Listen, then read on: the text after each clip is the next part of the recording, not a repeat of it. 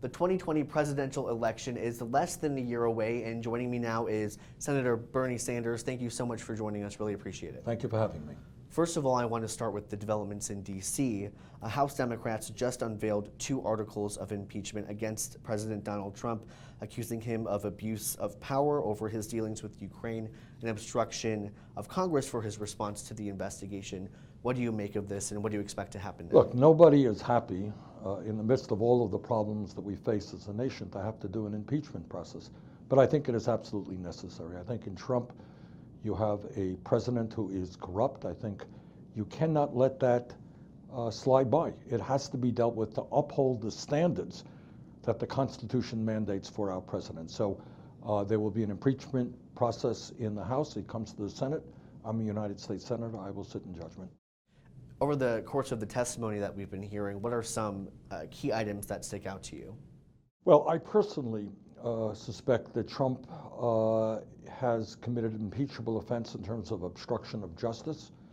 I think the emoluments clause is important. I think he has enriched himself, used the presidency, despite the fact that he's a billionaire, to make more money because he is president, which is unconstitutional.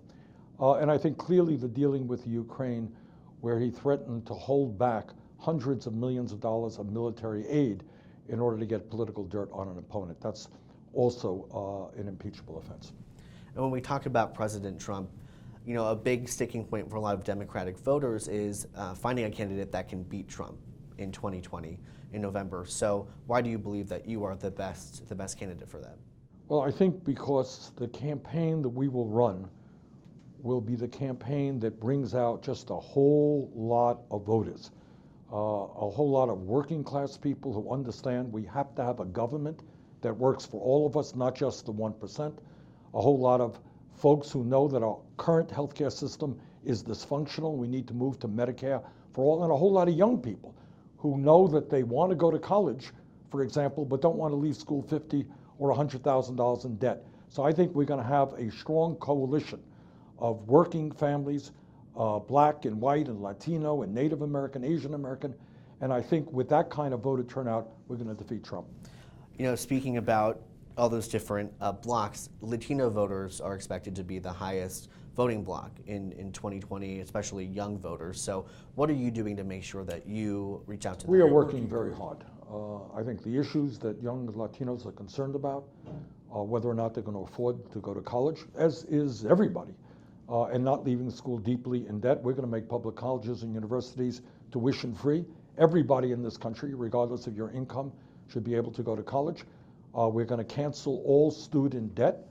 I think young Latinos, as everybody else, is concerned about climate change and the threat that climate change poses to our country and to the world. We have the most comprehensive climate change proposal out there, which tells the fossil fuel industry they cannot continue to destroy our planet. So I think those are some of the issues that are of interest to young Latinos. You just mentioned a couple of, those big points. As a progressive, you pride yourself on making sure that we don't have any student loan debt, the Green New Deal, as you mentioned earlier, and Medicare for all. Critics say, for progressives like yourself, the question is how you're going to pay for all of that. Well, that has to be put into a context. How did we pay to bail out the crooks on Wall Street who destroyed our economy 11 years ago?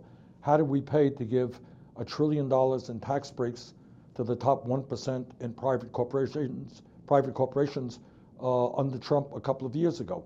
How do we pay to spend $750 billion a year on the military?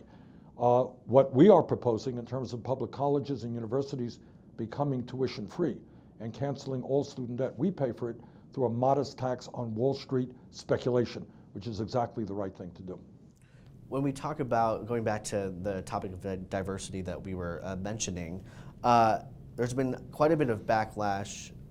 We look at the December debate stage, the 6 people who've qualified so far, all Caucasian, the top 4 candidates right now, all Caucasian. What is your response to the people who say that? Well, I think the Democratic Party has got to be as diverse as it can possibly be, and we'll see how this campaign plays out. But for Democrats to win, we're going to need to have support from every part of this country. And let me just tell you this. that if elected president, my administration, my cabinet will look like America, will reflect America in terms of gender, in terms of racial backgrounds. We will be the cabinet that when people turn on the TV and they say, wow, that is what America is supposed to be. There will be at least one old white guy there. That'll be me. I don't know how many others. You know, today you were speaking to the Culinary Union. They so far have not come out and supported a candidate just yet, endorsed them, but you have got support from UE, National Nurses United. How important is labor support to you, and how crucial do you think it is for this election? It is very important. I am a strong believer in the trade union movement. We have a proposal that will double the number of people who are in unions, make it easier for workers to join unions. As you indicated, we have the support of a number of major unions already, and I look forward to gaining more support from them.